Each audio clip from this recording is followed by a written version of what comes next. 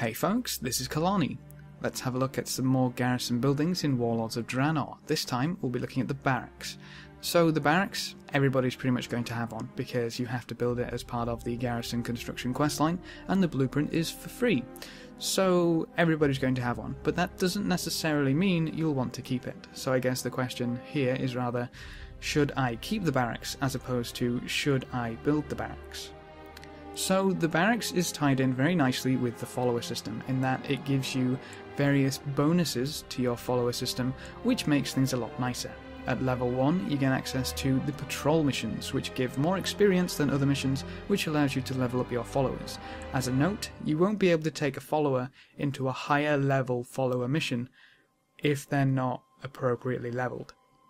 Sending a level 90 on a level 94 mission is pretty much going to fail, meaning you won't get anything for it and the follower will just be wasting time. So you really need your followers to level up as you do and gain access to those higher level rewards in those shiny missions. So that's the level 1, which works really nicely, but the level 2 is even better. It helps you with leveling because you can essentially have a follower follow you around. You can set one of your followers to be a bodyguard in the barracks and they'll pretty much follow you around as a guardian in any Draenor zone, meaning you've got a little bit of help with leveling, but that does mean that you'll need to pick the barracks as your first building to upgrade, and that's around level 94 or 95. So you won't have that throughout the entirety of Warlords, but you'll have it for maybe half of it, which is definitely nice going into some of the more tough quests in Nagrand and down in the Spires of Iraq. Some of them can be a little bit of a pain, and having that extra body around, throwing spells or tanking some damage is definitely a bonus. It's a really nice use, but at 100, maybe that's not really worth anything at all. So right now we've got good stuff for leveling, but at level 3, which you gain access to by completing 50 patrol missions, that's the mission which you gained access to in level 1, so those are very specific and you have to complete 50, which is going to take you a little while because they don't always appear, but when you complete 50 you get level 3, and level 3 increases your follower limit by 5 and lets you hire racial guards as followers. So the racial guards bit, you can essentially have a Stormwind guard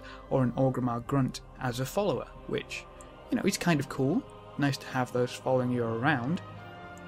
But that's only one follower, and you can get more followers from other buildings, you can get them out in the world.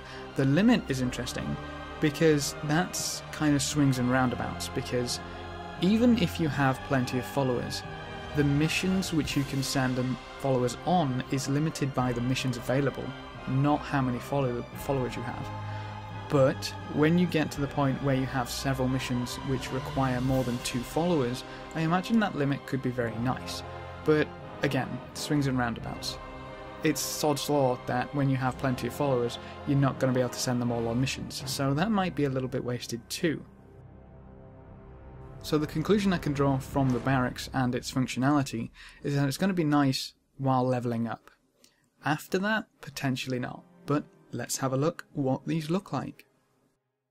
So we're at the Horde Barracks. Remember, these are level 2. Kind of small for a level 2 building though. We've got our trusty bodyguard on the side. Excellent. We've got people sparring here, there and everywhere with some nice weapon racks and chests, and seems like just loot spread all about the place. None of these training dummies seem to be functional though, which is a little meh. That's kind of disappointing. We got some supplies around the side. Overall, a nicely supplied barracks by the looks of things. Although I don't see a great deal of bows, so I think I might have to get my wares elsewhere. Can't talk to anyone. Everyone's antisocial in the barracks, but either which way, very Horde and very cool. Over on the Alliance side, we've got something quite a bit bigger, which is kind of what I'd expect from a level 2 building, but very, very human once again. Everything seems to be very much in the whole brick and mortar with a few wooden supports. That seems to be a very typical trend for this garrison, but either way, it's really cool. We go inside. Apparently the barracks only sleeps 8. and they all like to read, which is good. Very well stocked, like the Horde one. Very nice indeed. We've got ourselves a steward, although apparently no one talks to us. Are you preparing a meal? Nope, you're stealing something from the underside of the table. That's fantastic. But very Alliance. Everything seems to be in its place. Very neat. Almost symmetrical. You might think that's unimportant, but that's incredibly important. We can even sit at the table.